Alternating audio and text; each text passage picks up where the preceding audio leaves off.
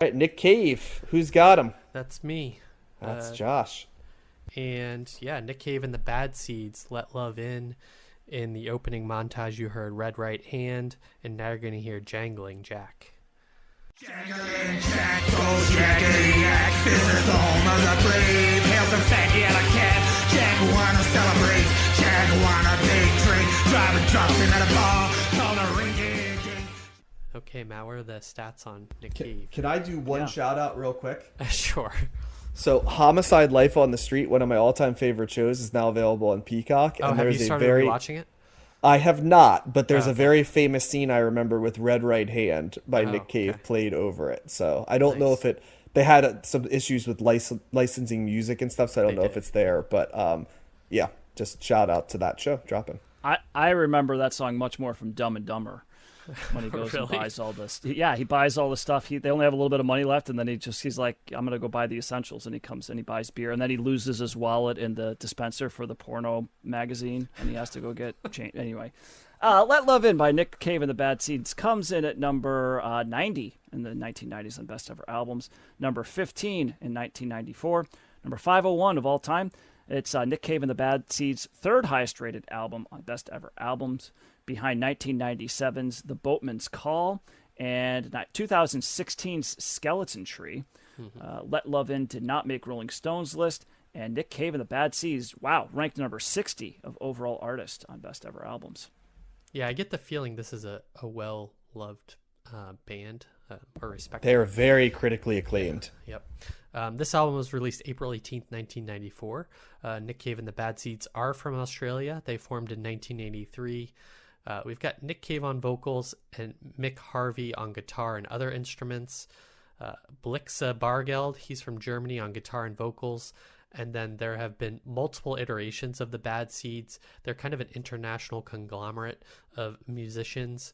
And but Martin P. Casey's on bass on this album, and Thomas Wilder from Switzerland is on drums, and Conway Savage is on piano. We have covered Nick Cave before in his previous band, The Birthday Party. This band started after the demise of The Birthday Party, and we covered their album, Birthday Party's album, Prayers on Fire, right? Yep. Oh, Back in nice. season 3, bonus 7 in August of 2022. So like 2 years ago on the dot. Former members of Magazine and the Gun Club have also been part of the Bad Seeds at one time or another. I thought that was interesting. Both bands that we've talked about back in the That's like a 80s. post-punk All-star. bingo card right there. Super group almost. They have 17 studio albums, and this is their eighth. You know, they were putting out albums in the 80s when we were not covering them. Genres are alt rock, goth rock, post punk, art rock, experimental rock. Influences, well, they have a lot. The American Gothic kind of art movement slash vibe of the South, American South. Blues is a big one. Johnny Cash, Lou Reed, David Bowie, Roxy Music, the pop group, who we haven't talked about in a long time. His older brother introduced him to prog rock bands like Pink Floyd, King Crimson, and Jethro Tull, and an early girlfriend introduced him to Leonard Cohen. All of those kind of stayed with him. Similar artists, Peter Murphy of Bauhaus, Richard Hawley, who we covered, Mark Lanigan of Screaming Trees, Afghan Wigs, Arctic Monkeys are a big fan of Nick Cave, and Cage the Elephant, and PJ Harvey, who I think John said had a relationship. They had a relationship together briefly at some point. We'll cover The Boatman's Call, and there's songs about that relationship. Okay. So, 2016 Skeleton Tree reached 27 on the Billboard 200, and they have no singles on the Hot 100. Some fun facts. They were known as Nick Cave and the Cavemen early on before recording their first album. The band moved to West Berlin in 85, so they were there for a good, I think, until the early 90s. And then Nick Cave moved to Sao Paulo, Brazil, and then went to London and kind of went back and forth between those two places. This album was recorded in London. PJ Harvey covered Loverman for the theme song of the TV show Peaky Blinders, so there's some crossover there. Nick Cave and Warren Ellis have done some film scores, including films like The Proposition, The Assassination of Jesse James by the Coward Robert Ford, and The Road. He has a side project, Nick Cave has a side project starting in 2006 called Grinder Man. That's another band that he's in. And he has multiple music documentaries, including 20,000 Days on Earth, One More Time with Feeling, and 2022's This Much I Know to Be True. And then, in a CTS coincidence, Nick Cave and the Bad Seeds' newest album, Wild God, comes out on Friday of this week, Ooh. August 30th, for those listening later. So I'm curious as to what that sounds like. So I haven't listened to any Nick Cave. I actually only knew him from film stuff and some acting things that he did. So what did you guys think of Let Love In? Let's start with Matt this time. So every now and then on this podcast, we come across an album that just blows me away. Yeah. And I had knew Nick Cave. The only song I knew on this was Red Right Hand, and that's because of Dumb and Dumber. I do, and I vaguely remember that scene from Homicide as well, John, but it's much more from Dumb and Dumber. And this album, holy crap. I mean, talk about a 180 from, like, we did the birthday party, and I don't remember thinking terribly favorably on that record. I think more experimental. I kind of panned it. This is fantastic. It does sound like this album, though.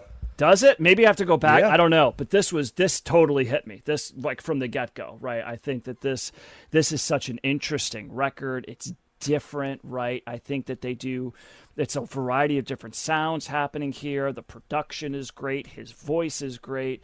You know, you've got some pretty standard sounding songs, like particularly like a song like Nobody's Baby Now. Mm-hmm. Is just a very beautiful kind of like ballad song, right? Like there's not a ton of edge to that, although most of this album has some edge or has some like kind of like doom and gloom. It's very theatrical, right? It's goth for sure. I was definitely thinking of something like a Bauhaus, even though I wouldn't say musically they sound the same, but there's like an aura.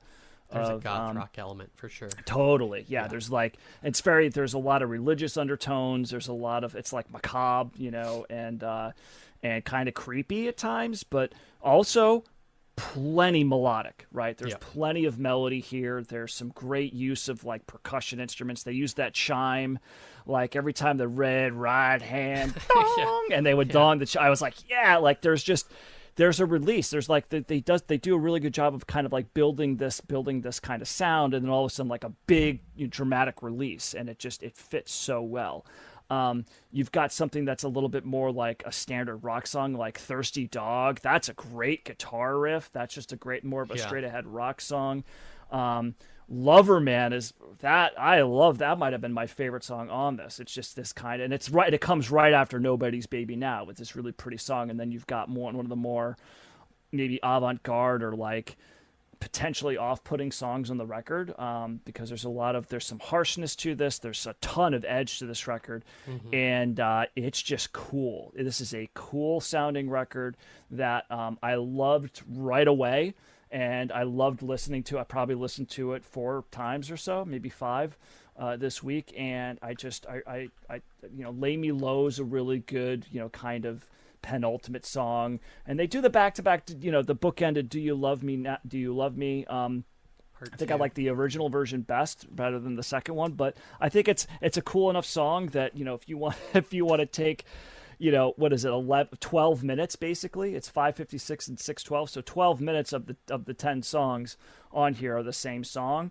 but it's still the fact that they're kind of bookended and that there's some variation there. It's still cool, and I'm still down for it. So really strong record. And I just, he kind of reminds me of a little bit in that vein of like, there's like a little Iggy Pop here. There's a little, like all the heavy hitters, like Bowie, right? The Velvet Underground / Lou Reed, that kind of thing. Like he just strikes me as kind of one of these guys that's just, very, a ton of artistic integrity, really, innovative kind of ways of doing music. When I saw that this was his 3rd highest rated album, I was like, crap, there's 2 better records than this? That's awesome. Like, let's cover those as well. Knew Nick Cave knew the name, Nick Cave and the Bad Seeds. I think he played Bonnaroo. I might have caught a little bit of a set one of the years that I was there. But again, it's one of those situations that I never had anybody in my circle that hit me to this. That was like, you got to listen to this record or none of that. And it was just it was never something that I explored. But damn, I'm glad we covered it this week because this album kicks ass. Big thumbs up for me. I loved it. High praise. What about you, John? Yeah, Matt, I was kind of in the same thing. I'd always known about Nick Cave and the Bad Seeds. I knew that he was critically acclaimed. I knew that he'd scored films. I knew that he was in. Once we did the birthday party, I explored them a little bit because I thought they were an interesting band when we covered them. I knew that he had dated PJ Harvey. But once again, it's him, he and the Bad Seeds, and another group was like the Manic Street Preachers, who were going to cover. These were like names I would hear, but I just never thought to. I'm not saying they're at all similar, right? But they're just groups I've heard, and they have a ton of albums. But I'm like, I just never got around to listening to them for whatever reason. And Guided by voices. yeah, exactly. Like just names you hear. But these were groups that I thought of as being vaguely British, or I think Nick Cave's Australian, right? But he lived in Britain for a while, but he sings about like American Gothic themes, so go figure. But yeah, I was digging this album too, Matt. I love the organ on this album a lot of different times. It really worked for me. There's a lot of great guitar parts. A lot of the names you mentioned came to mind for me immediately, Matt, as well.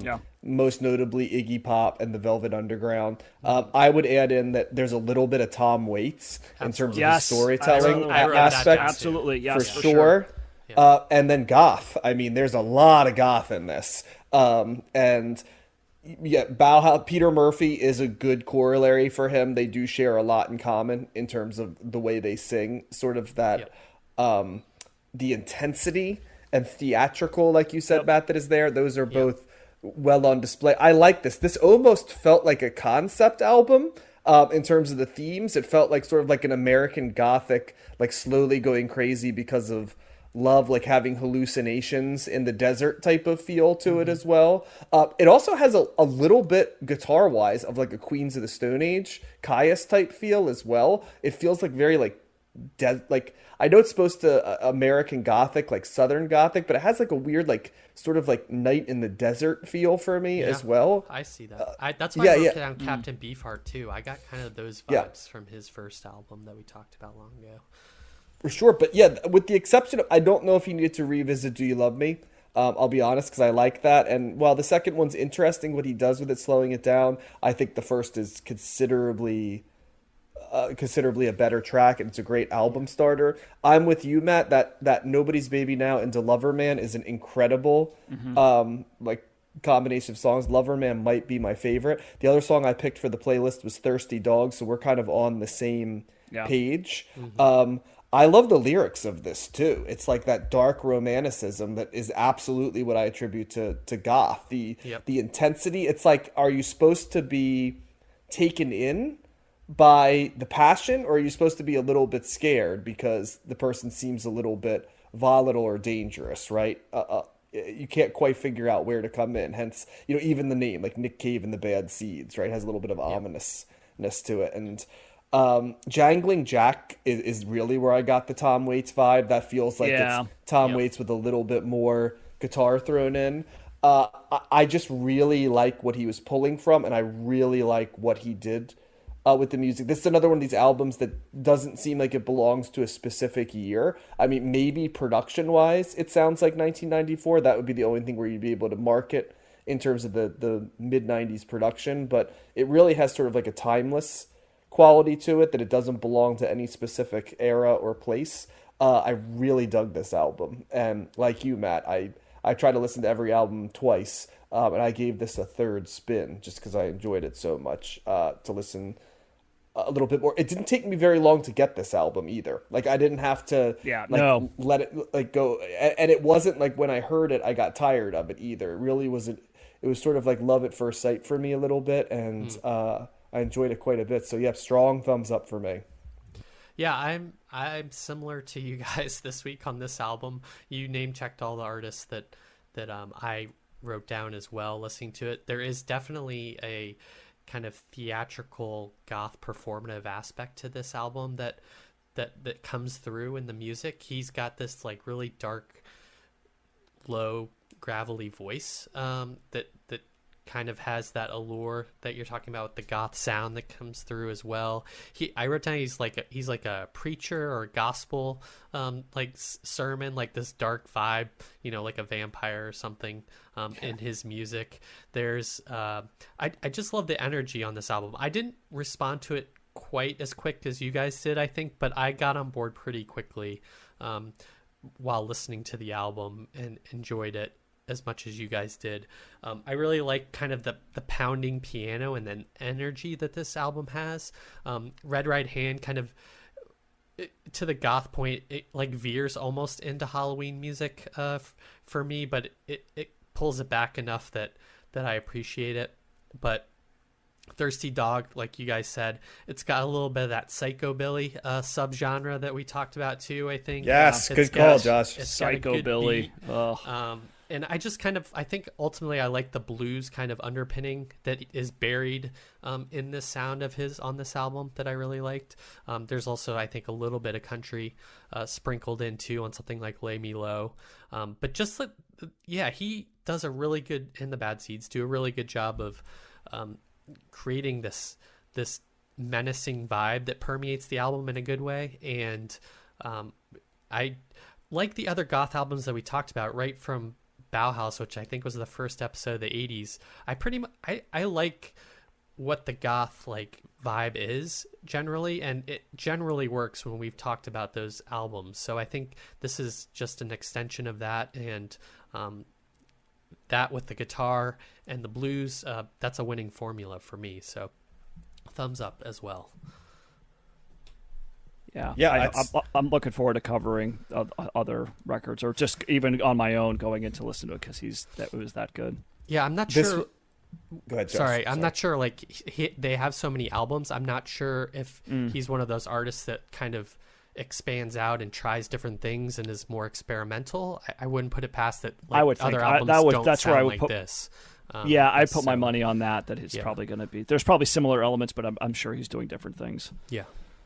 As I was listening to this album, I was like, I don't think any of us are familiar with Nick Cave. And as I got through the first list, I said, I'm pretty sure this bisects or trisects where all of us meet a little bit. I said, I would be shocked if both Matt and Josh don't like this album. Yeah. I feel like it hits elements of the shared DNA of what all of us like. And it's, while we like different things, a lot of what he's doing is the stuff that is the part of the Venn diagram where we overlap.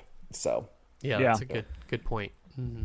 Yeah. And I'm seeing here too, I got to hear the Snoop Dogg version of Red Right Hand. Snoop Dogg covered that. Oh, really? Which a bunch of other artists did apparently too for the show Peaky Blinders. So they must have did like a Wire thing where they kept covering the same song for different parts of it. But, interesting.